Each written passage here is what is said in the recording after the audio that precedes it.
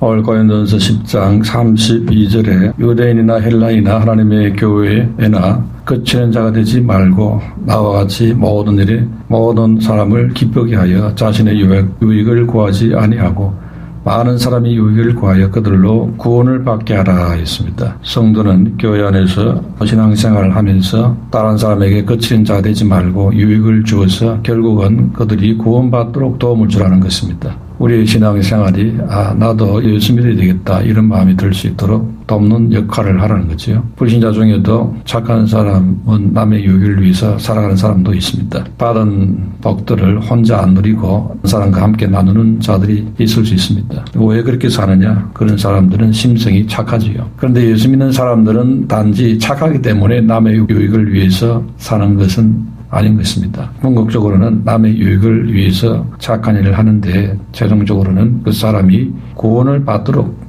하기 위해서 그렇게 하는 겁니다. 예수님께서도 친히 자기 자신의 유익을 버리고 하늘 보좌에서 이 세상으로 찾아오셨습니다. 그리고는 십자가에 희생하시고 우리로 하여금 구원받도록 만들어 주었지요. 그렇기 때문에 우리도 예수님처럼 우리가 무슨 헌신을 하고 희생을 한다, 또 착한 일을 한다, 남의 유익을 위해서 하는데 그것이 착한 일로 끝나는 게 아닌 것입니다. 그 착한 일로 그들이 예수 믿고 구원받아 영생 얻도록 도와야 한다는 것입니다. 원숭이 한 마리가 강가에서 물고기 헤엄치는 것을 보고 원숭이 눈에는 물고기가 지금 물에 빠져 허우적거리는 거 보여졌던 것 같습니다. 그래서 원숭이는 걱정이 되어서 얼른 물고기를 건져줘야지 이렇게 생각했습니다. 그래서 원숭이는 번거롭지만 물속에 뛰어들어가지고는 그 물고기를 빨리 건져서 모래사장 쪽으로 집어 던졌습니다. 그리고 잠시 후에 강 밖에 나와보니까 물고기가 다 죽어 있었습니다. 원숭이 생각에 내가 조금만 더 일찍 와서 물고기를 구조했더라면 좋았을 텐데 너무 늦게 와서 이렇게 죽었구나 이렇게 생각합니다. 그래서 원숭이는 다음날 아침 일찍이 나와가지고는 부지런히 물고기를 강 밖으로 막 던졌습니다. 근데 결과는 똑같지요.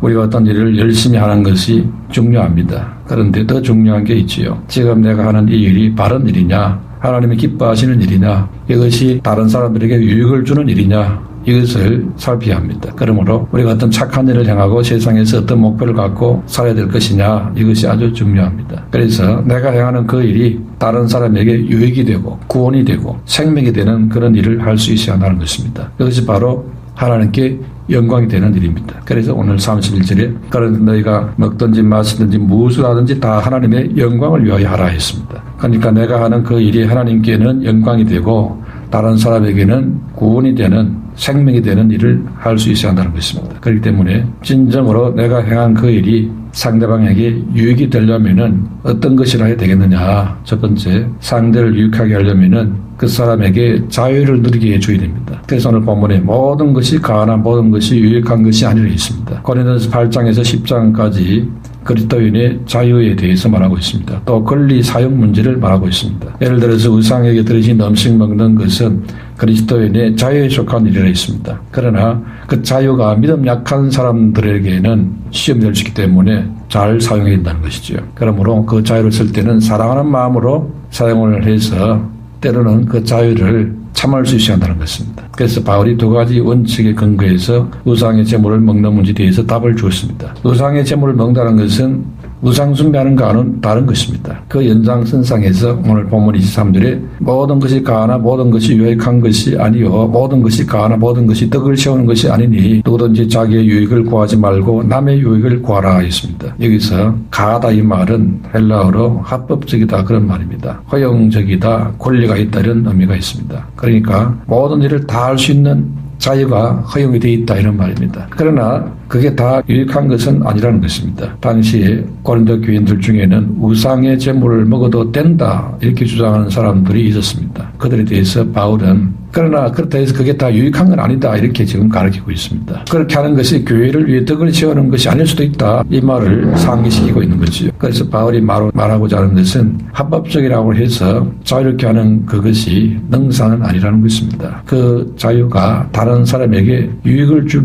수 있도록 하기 위해서 때로는 그 자유를 참을 수도 있어야 한다는 것입니다. 또 율법적으로 아무 문제 없다고 해서 다 유익하고 덕을 세우는 것이 아니라는 것입니다. 그래서 주님은 우리를 사랑하고 섬기도록 불렀다는 것입니다. 그래서 24절에 누구든지 자기의 유익을 구하지 말고 남의 유익을 구하라 이렇게 했습니다. 그러니까 그리스도인의 자유는 사랑으로 제한될 수 있어야 한다는 것입니다. 그러면 그리스도인의 자유가 왜 이렇게 제한을 받아야 되느냐? 그 이유에 대해서 바울은 예를 들어 설명을 하고 있습니다. 25절에 무릇 시장에서 파는 것은 양심을 위하여 묻지 말고 먹으라 했습니다. 당시 고린도 지역에는 우상 신전이 많았습니다. 그 신전에서 제사에 사용되었던 소나 양이나 여러 짐승들이 많이 나왔는데 그 고기가 시장으로 흘러나와 유통이 되었습니다. 제사장의 몫으로 받은 그 희생 제물이 있었는데 제사장 혼자 먹기에는 너무 많으니까 그게 이제 시장으로 나와서 돌아다니는 것입니다. 그리고 이런 고기가 이제 의상제물로 들어진 것인데 이거 먹어야 되느냐 말아야 되느냐 이런 문제가 생기게 됩니다. 남는 것을 시장에 파는 것이지요. 시장에 나가면은 흔히 의상에 빠져진 짐승의 고기들을 먹을 수밖에 없는 그런 환경이 조성되어 있습니다. 그런 환경이기 때문에 이때는 양심을 위하여 묻지 말고 그냥 먹으라 했습니다. 양심의 의무를 품지 말고 먹으라 이런 말입니다. 그 근거로 26절에 이는 땅과 거기에 충만한 것이 주의 것임이라 했습니다. 그리스도와 함께 온 세상을 다스리는 그리스도인들은 그런 것에 영향을 안 받는다는 것입니다. 그 먹고 안 먹고를 자유롭게 스스로 결정할 수 있다는 것입니다. 그거 먹으면 뭐 부정탄다, 그게 뭐 영적으로 잘못된다 그런 거 없다는 것입니다. 믿음으로 먹으면 괜찮다는 것이지요. 그런데 하나님께서 그런 자유를 우리에게 주었지만은 상황에 따라서는 먹지 않을 자유도 사용해야 한다는 것입니다. 먹지 않을 상황과 감사함으로 먹어야 될 상황, 이걸 어떻게 그러면 결정을 하느냐? 우리 예수 믿는 사람은 모든 다 자유가 있지만은 어떤 경우에는 그 자유를 사용할 때에 스스로 자유를 제한할 수 있어야 한다는 것입니다. 그 자유를 사용하고 안 하고 기준이 뭐냐? 그 기준에 있어서 하나는 하나님의 영광을 위해서 하는 것입니다. 그리고 또 하나는 다른 사람을 사랑하는 마음으로 하는 것입니다. 우리가 보편적인 기준으로 31절에 그런즉 너희가 먹든지 마시든지 무엇을 하든지 다 하나님의 영광을 위해서 하라 했습니다. 그러면 무엇이 하나님의 영광을 위하는 것이냐? 요한복음 2장 11절에 예수께서 이 처음 표적을 갈릴리 가나에서 행하여 그 영광을 나타내셨다 했습니다. 즉 물로 포도주를 만드신 기적을 행하신 예수님께서 하나님이 되신다는 사실을 나타냈을 때 그게 하나님께 영광이 된다 했습니다. 그러니까 하나님께 영광이 되는 것은 우리의 말이나 행동을 통해서 보이지 않는 하나님을 보여주고 드러내는 이런 일을 할 때 그게 하나님께 영광이 된다는 것입니다. 또 하나님께 영광이 되는 것은 32절에 유대인이나 헬라인에게나 하나님의 교회에나 그치는 자가 되지 말고 나와 같이 모든 일에 모든 사람을 기쁘게 하여 자신의 유익을 구하지 아니하고 많은 사람의 유익을 구하여 그들로 구원을 받게 하라 했습니다. 또 한 가지 하나님 영광 받으시는 것은 나의 행위를 통해서 다른 사람들에게 유익을 주도록 하는 것입니다. 그 유익이 뭐냐? 바로 그들이 구원받도록 만드는 것이 그게 바로 하나님께 영광이 된다는 것입니다. 그렇기 때문에 우리는 어떤 일을 결정할 때에 나의 유익보다도 다른 사람의 유익을 구하고 또 그 일을 통해서 그들이 구원을 받도록 도움을 주는 그런 쪽으로 행동하라는 것입니다. 그게 된다면은 하나님께서 영광을 받으시게 된다는 것입니다. 그러므로 우리는 어떤 내게 주어진 상황에서 이렇게 할 수도 있고 저렇게 할 수 있는데 어떻게 행해야 되겠느냐? 첫째는 하나님께 영광이 되느냐? 두 번째는 이 일을 통해서 주변에 있는 사람들이 예수 믿고 구원받는 일에 도움이 되느냐? 이 기준으로 하라는 것입니다. 그렇게 하면은 제대로 자기가 주어진 그 자유를 잘 사용하는 것이 될 수 있다는 것입니다. 두 번째로 상대를 유익하게 하려면은 하나님의 뜻이 이루어지도록 해야만 그게 됩니다. 가장 보람 있는 인생은 하나님의 뜻을 이루며 사는 것일 것입니다. 돈을 아무리 많이 벌고 좋은 차를 타고 다니고 권세를 부린다 해도 그 인생의 목적이 하나님의 뜻에 어긋난다면은 그 불행이겠지요. 보람도 가치도 없는 삶이 됩니다. 요한복음 5장 3절에 내가 아무것도 스스로 할 수 없노라 듣는 대로 심판하노라. 나의 원대로 하려 하지 않고 나를 보내신 이의 원대로 하려는 고로 내 심판은 어려우니라 했습니다. 그러니까 예수님은 이 땅에 사셨을 때에 한 시간도 한 가지 일도 자신의 뜻을 이루기 위해서 한 것이 아니었다 했습니다. 모든 것을 다 하나님의 뜻에 맞춰서 하도록 힘쓰며 살았다는 것입니다. 요한복음 6장 38절에는 내가 하늘에서 내려온 것은 내 뜻을 행하려 함이 아니요 나를 보내신 이의 뜻을 행하려 함이니라 했습니다. 그리고 주기도문에서도 아버지의 뜻이 하늘에서 이룬 것 같이 땅에서도 이루어지이다 이렇게 기도하라 했습니다. 죄라는 게 뭐냐? 그것은 바로 하나님의 뜻을 어기는 것입니다. 즉 하나님의 뜻에 불순종하는 것이 죄입니다. 그러면 하나님의 뜻이 무엇이겠습니까?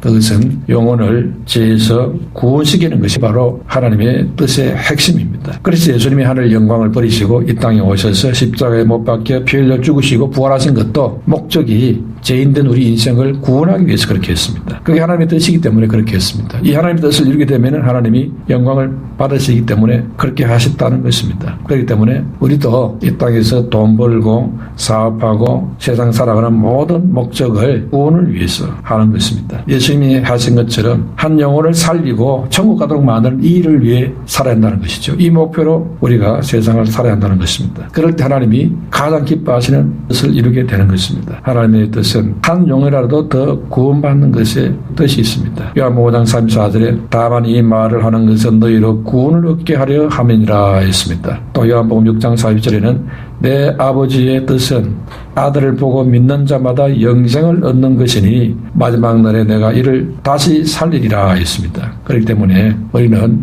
먹고 입고 사는 것, 사업하는 것, 돈 버는 것, 공부하는 것 다 최종적인 목표는 영혼 구원하는 것을 위해서 해야 한다는 것입니다. 한 영혼이라도 어떻게 하든지 살리고 예수 믿게 만드는 그 일에 부족하지만은 쓰임받는 그런 축복이 있게 되시기를 축원합니다. 또 우리를 향하신 하나님의 뜻은 우리가 하나님께 영광을 돌리는 것이지요. 인간 존재의 목적이 우리가 먹고 입고 시집가고 장가고 돈 벌고 잘 살고 이 모든 것의 목적은 모두가 다 하나님께 영광을 돌리는 데 있는 것입니다. 그런데 세상 사람들은 하나님의 영광은 모르겠고 일단 내가 좋으면 그만이다. 나를 위해서 사고 있지 않습니까? 그래서 그게 사는 것 자체가 벌써 악한 것이 되어지는 것입니다. 그럼 우리는 하나님께서 우리에게 살게 하신 목적대로 하나님의 영광을 위해서 살아야 되겠다. 이 방향을 잘 잡아야 하는 것입니다. 시계가 돌아가는 것은 지 혼자 좋아서 돌아가는 게 아닙니다. 사람에게 시간을 알려주기 위해서 돌아가고 있습니다. 그와 같이 인생의 근본 목적은 자기 자신의 행복을 위해서 그게 아닙니다. 하나님의 영광을 위해서 우리 인생이 존재하는 것입니다. 그래서 31절에 그런즉 너희가 먹든지 마시든지 무엇을 하든지 다 하나님의 영광을 위하여 하라 했습니다. 만약에 사람이 자기 자신의 행복과 영광을 위해서 사는 게 맞다면은 사람은 자기 자신의 모든 일을 다 책임지고 자기 뜻대로 다 할 수 있어야 할 것입니다. 그런데 자기 뜻대로 안 되는 게 너무 많습니다. 그런데 하나님은 당신의 뜻대로 모든 걸 다 할 수 있고 모든 것을 다 결정할 수 있고 이끌 수 있습니다. 그래서 중심이 하나님이 중심이지 사람이 중심이 아닌 겁니다. 중심을 잘 잡아야 됩니다. 이걸 거부하고 억지를 부리면서 내가 중심이다 이렇게 하는 순간 지금 진리가 아니지요. 억지 부리는 겁니다. 억지 부리다가는 큰 문제 생깁니다. 낭패를 당하게 되죠. 그래서 요한복음 5장 44절에 너희가 서로 영광을 취하고 유일하신 하나님께로부터 오는 영광을 구하지 아니하니 어찌 나를 믿을 수 있느냐 했습니다. 영광은 하나님 영광을 구해야지 자기 영광, 개인 영광 구하는 게 아닌 것입니다. 그리고 하나님을 위해서 착하게 살면은 하나님께서 영광을 받으신다. 이런 중심을 갖고 마태복음 5장 16절에 이같이 너희 빛을 사람 앞에 비치게 하여 저희로 너희 착한 행실을 보고 하늘에 계신 너희 아버지께 영광을 돌리게 하라 했습니다. 우리가 하나님 영광을 위해서 내가 착하게 살아야지 이렇게 하는 게 옳다는 것입니다. 그래서 우리는 하나님의 영광을 항상 마음속에 간직을 해야 됩니다. 그리고 32절의 말씀처럼 많은 사람의 유익을 구하여 그들로 구원을 받게 하라 했습니다. 남을 위해서 자기 것을 조금이라도 희생하고 또 남을 용서하고 이해하려고 이렇게 하게 되어질 때에 하나님께 영광이 됩니다. 또 그 일을 통해서 그 사람들이 감명을 받고 하나님을 알게 되어지고 하나님께 가까이 나오게 되어지고 하는 것입니다. 이런 일이 일어난다는 것입니다. 그런 방향으로 살아가는 것입니다. 그게 바로 교회 중심, 하나님 중심의 삶이 되는 것입니다. 마지막 세 번째로 상대를 유익하게 하려면은 우리가 세상에 빛이 되어야 됩니다. 인생은 한 번밖에 살 수 없습니다. 이 한 번뿐인 인생을 어떻게 살 것인가? 수학자 피타고라스가 말했습니다. 사는 것이 중요한 문제가 아니다. 바로 사는 것이 중요하다. 이렇게 말했습니다. 어디에 사느냐가 중요한 것이 아니다. 어떻게 사느냐가 중요하다. 무엇을 말하느냐가 중요한 것이 아니다. 무엇을 행하느냐가 중요하다. 왜 그렇습니까? 한 번뿐인 인생이기 때문에. 그래서 올바른 가치관을 갖고 살아야 한다는 것입니다. 이런 바른 인생관 가치관이 있으면은 유혹 앞에 서게 되면은 타락하기 쉽고 시련이 오면은 좌절하기 쉽습니다. 또 핍박이 오면은 배교하기도 쉽습니다. 그러므로 우리는 바른 그런 중심을 갖고 살아야 되는데 그 중심이 바로 빛된 말씀을 중심으로 우리가 기준을 잡고 살아야 바른 중심이 되는 겁니다. 잠언 29장 18절에 묵새가 없으면 백성이 방자행하거니와 있습니다. 다시 말해서 꿈이 없는 백성은 망한다는 것입니다. 인생을 성공하려면 생각이나 의식이나 사상이 올바라야 된다는 것입니다. 세상 끝으로 내가 달라질 수 있겠지 이렇게 해서는 안 된다는 것이죠.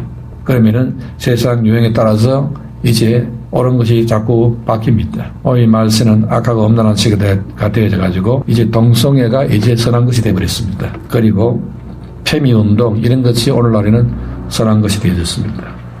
세상에서 말하는 사회주의, 자본주의 이런 사상에 심취해가지고 그런 거 따라가다 보면은 우리가 길을 잃을 수 있습니다. 그렇기 때문에 우리는 말씀주의, 신본주의 이쪽으로 돌아와야 하는 것입니다. 이렇게 해서 생각이 바뀌면은 사람이 바뀌는 겁니다. 사람이 바뀌면은 희망이 보입니다. 부정적이고 허무주의적인 인생관을 가지고 살아가는 이런 사람이 많이 있는데 세상 가치관을 따라가기 때문에 그렇게 됩니다. 그래서 세상 사는 가운데 그런 걸 받아들여 가지고는 삶의 의미를 잃고 방황하는 사람들이 많지요.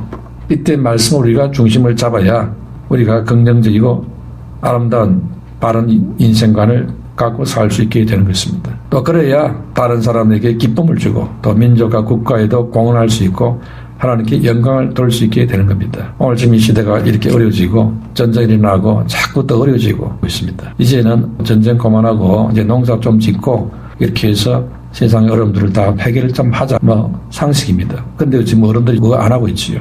충분히 할 수 있는 사람들이 지금 안 하고 있습니다. 그냥 그 머리를 돌린다는 것이 이제 이런 일을 통해서 누가 좀 장사를 잘하고 누가 좀 힘을 더 얻고 누가 또 패권을 쥐고 이런 궁리를 하고 있습니다. 이래가지고 지금 부딪히게 된 거죠. 이제 러시아가 지하 자원도 많고 땅도 크고 이렇게 하다 보니까 그냥 계속 방치하면은 나중에 큰 패권 국가가 될 수 있습니다. 중국도 이제 보니까 자꾸 세게 나오니까 힘을 좀 빼야 되겠다. 이런 생각을 이제 하게 되지요. 그래서 견제하는 그런 건 다 좋은데 억지로 무슨 일을 만들어 가지고는 그렇게 해서 전쟁이 일어나게 되고 있습니다. 이렇게 해서 불행이 만들어지고 있습니다. 그래서 막 서로 미워하고 대적이 되고 이런 쪽으로 지금 흘러가는 것은 결코 바람직한 일이 아닙니다. 이런 지금 흐름이 앞으로 이제 성경에 나오는 마지막 3차 전쟁, 아마겟돈 전쟁으로 가는 시발점이 되고 있다 이렇게 볼 수 있습니다. 서서히 지금 그런 쪽으로 방향을 털고 있습니다. 잠깐 평화가 있을 것이었는데 이제 평화의 시기가 이제 서서히 끝이 나고 있습니다. 이제는 그룹을 지어가지고 팀을 알아가지고 지금 이제 싸우고 있지요. 이래가지고는 앞으로 어마어마한 불행을 지금 씨앗을 심고 있습니다. 이제는 본격적으로 전쟁을 하면은 다 죽지요. 행복이 터뜨리면은 완전히 그냥 초토화가 돼버립니다. 영국 그 바다에다가 행복이 하나 터뜨리면은 물이 확 기둥이 돼가지고요. 물길 영국으로 그냥 땅에서 막 물이 가가지고는 싹 다 썰어버립니다. 그거 하겠다고 러시아가 경고했지 않습니까? 뿐만 아니라 가스 같은 이런 살상 무기들이 많이 있기 때문에 그거 터뜨리면은 모든 생명이 있는 호흡이 있는 존재는 다 죽어버리죠. 그거 쓰면 안 된다 해놓고도 씁니다. 전쟁을 와서 많은 사람이 죽고 나서 이제 정신을 차리고 우리가 왜 이렇게 했을까 하고 이제 후회할 날이 오겠지. 지금 그 길 가고 있는 중에 있습니다. 그래서 우리는 기도해야 됩니다. 대한민국은 어떻게 하든지 화해를 시키고 좋은 역할을 하는 그런 나라가 될 수 있도록 우리는 기도를 해야 됩니다. 그런데 땅덩이 크고 좀 힘이 있다는 나라들은 다 자기 편으로 끌어들이려고 합니다. 자기 편을 끌어들여가지고는 자꾸 그룹을 만들고 이렇게 합니다. 마지막 전쟁이 이제 일어날 때는 동시에 핵무기가 여러 나라에 발사가 돼가지고는 완전히 잿더미가 되겠죠. 그러면 지구에 있는 인구들 거의 대부분이 아마 죽게 될 겁니다. 극소수만 살아남게 될 겁니다. 전문가들은 몇 억만 살아남고 나머지는 다 죽는 그런 비참한 일이 일어날 것이라고 합니다. 핵무기가 여러 곳에 터지게 되어지면은 이제 어마어마한 낙진이 막 돌아다니고요. 시커먼 연기가 막 온 지구를 돌아다니고 합니다. 그래서 밖에 나가지는 못하겠지요. 그거 맞으면 다 또 죽으니까. 핵전쟁이 일어나면은 며칠 동안은 집에 탁 그냥 갇혀가지고 꼼짝을 안 하고 그냥 있어야만 겨우 살아남을 수 있는 이런 상황이 됩니다. 그런 지금 씨앗을 지금 서서히 지금 시동을 지금 걸고 있지 않습니까? 그 왜 사람들이 욕심을 내는지 조금만 이렇게 양보하면은 말은 좋게 살 수 있는데 이게 바로 제 문제입니다. 제 문제. 과학의 발달은 무슨 소용입니까?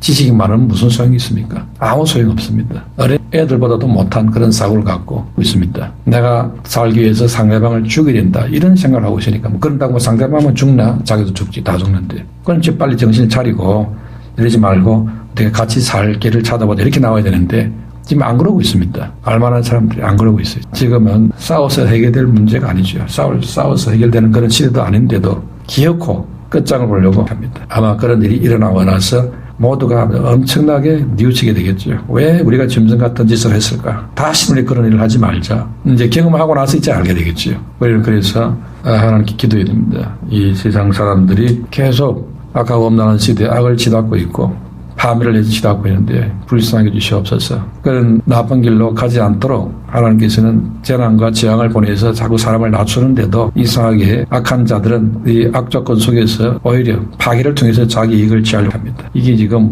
안 될 일들을 지금 계속하고 있습니다. 그래서 우리는 성경적인 바른 가치관으로 세상의 삶에서 빛을 주는 그런 사람으로 우리가 세워져야 됩니다. 32절에 유대인이나 헬라인이나 하나님의 교회나 그치는 자가 되지 말고 했지요.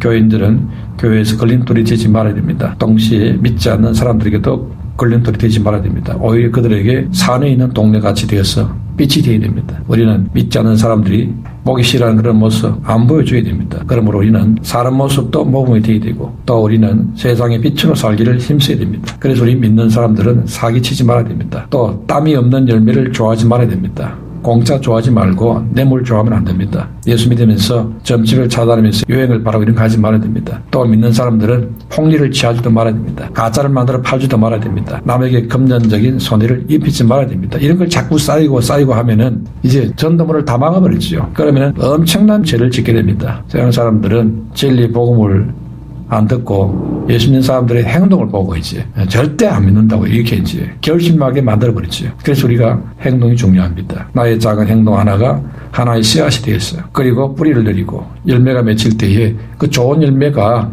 그 사람들이 구원받도록 만드는 겁니다. 그렇기 때문에 모든 일에 모든 사람을 기쁘게 해서 자신의 이익을 위해서 구하지 말고 많은 사람의 이익을 위해서 그들로 구원받게 하라 이렇게 지금 말하고 있지 않습니까? 그래서 우리는 빛의 열매를 맺혀서 다른 사람들이 살아나도록 도와야 되는 것입니다. 마태복음 5장 16절에도 이같이 너희 빛을 사람들 앞에 비치게 하며 저희로 너희 착한 행실을 보고 하늘에 계신 너희 아버지께 영광을 돌리게 하라 했습니다. 여기서 빛은 우리 생활 가운데 나타나는 빛의 열매를 말합니다. 이 개인 생활에 있어서 빛의 열매가 어떻게 나타나느냐 베드로전서 2장 12절에 너희는 이방인 중에서 행실을 선하게 가져 너희를 악행한다고 비방하는 자들로 하여금 너희 선한 일을 보고 근거할 수 있는 날에 하나님께 영광을 돌리게 하려 함이라 했습니다. 이렇게 우리가 선한 일을 할 때에 이게 선하게 쓰임받는 거지요. 에베소 5장 8절 9절에는 너희가 전에는 어둠이 있더니 이제는 주 안에서 빛이라 빛의 자들처럼 행하라 빛의 열매는 모든 착함과 의로움과 진실함에 있느니라 했습니다. 착함이라는 것은 악에 반대되는 말입니다. 악은 결핍을 말합니다. 그러니까 하나님의 거룩한 표준에 결핍되어 있다는 겁니다. 그러므로 우리는 하나님이 요구하시는 분량대로 장성한